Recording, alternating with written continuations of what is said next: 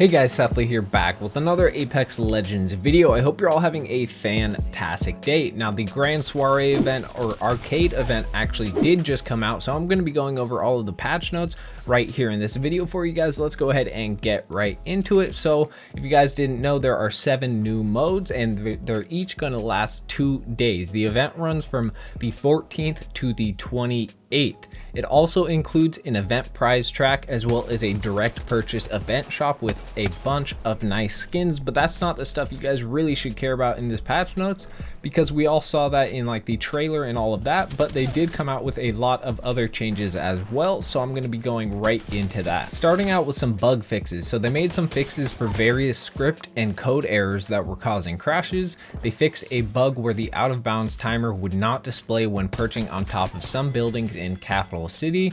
They made a fix for cases they saw where players would receive a client error when fighting Watson, which is pretty weird. They fixed an issue with Octane's laughing fool skin blocking player vision when using the 1x holo sight. They also fixed an issue where players could get into unintentional hiding spots in the train tunnels and around multiple buildings on the map.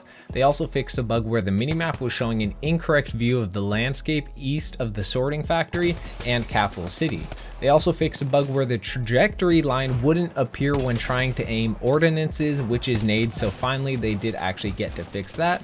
They made some fixes for cases where the final circle was ending in a bad location. They also fixed an issue with the Ghouls and Ghost Peacekeeper skin not displaying the correct animation in game, and they fixed the bug where a squad mate selects a character in Legend Select and the legend is not displaying the skin that is currently equipped by that player. So that is all of the bug fixes they did list in the patch notes. Now on to some legend bug fixes, where they have a specific category for some fixes to bugs for certain characters. So they fixed a bug where if anyone picks up gold shields while inside of Gibraltar's dome shield, they would receive 63% faster healing, when instead it should stay at 50%.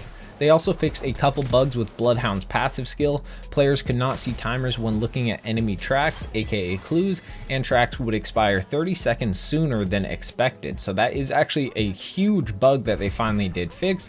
They also fixed a bug where Wraith could take damage from thermite ordinances while using her tactical or ultimate abilities. They also fixed a visual bug for when crypto first drops into the game, the drone UI reports that it is recharging as if it had been destroyed pre-drop, but progress does not complete, so they did fix that. They also made a fix for Watson's ultimate to prevent being able to deploy an interceptor pylon through walls. Now on to some huge changes. They actually made some changes to the legend meta, which means buffs and nerfs to characters. Starting out with Gibraltar, they made one change, his passive. Gibraltar now revives squad mates faster while inside of his dome shield, which is actually a pretty big buff. Now Gibraltar is really starting to be a solid character, especially as a support, which is nice to see. They also made some big changes to Wraith. It has been a while since they've really changed anything to Wraith, and this might be bad for you Wraith mains out there. So they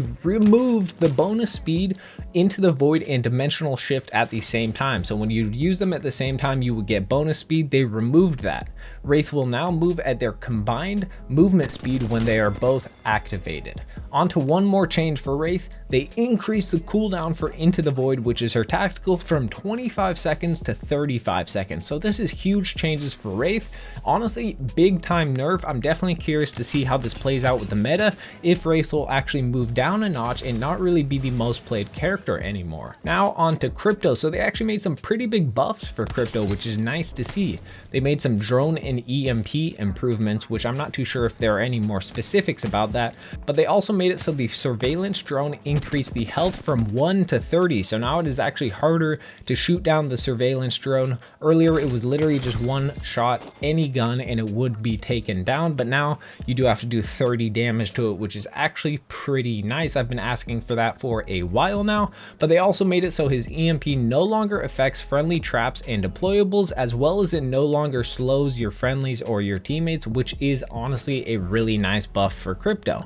Now onto a change they made to energy mags. they actually removed extended energy mags, which is honestly pretty crazy. If you guys didn't know, they did actually just recently add that. If my memory is correct, they did it in season 3, as far as I can tell. That I've been doing this for a long time now, so I'm not too sure if it was exactly when season 3, but they added energy mags. But now they have completely removed extended energy mags. The Havoc mag size is 32 and the Devotion mag size is 44.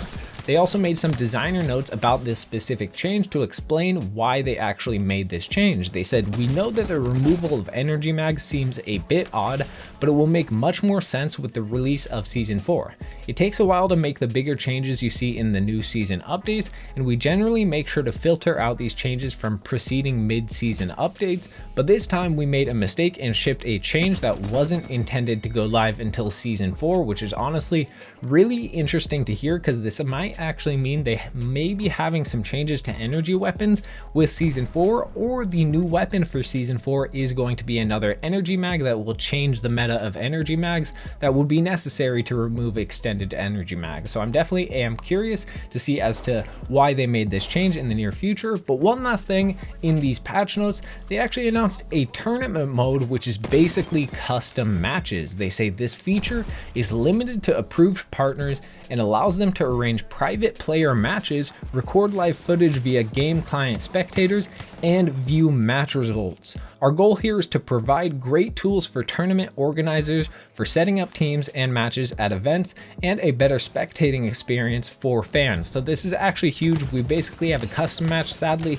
it is only for approved creators, which is likely professional teams, orgs, and all that, so they can have scrims, especially with the new global series coming up. This is a great time to add that, so I am definitely excited about that. But that is all of the changes they did list in the patch notes. If you guys did enjoy the video, make sure to hit that like button, and if you're new to the channel, make sure to hit that subscribe button and turn on that notification bell. It's been your boy Seth Lee, and I'm out.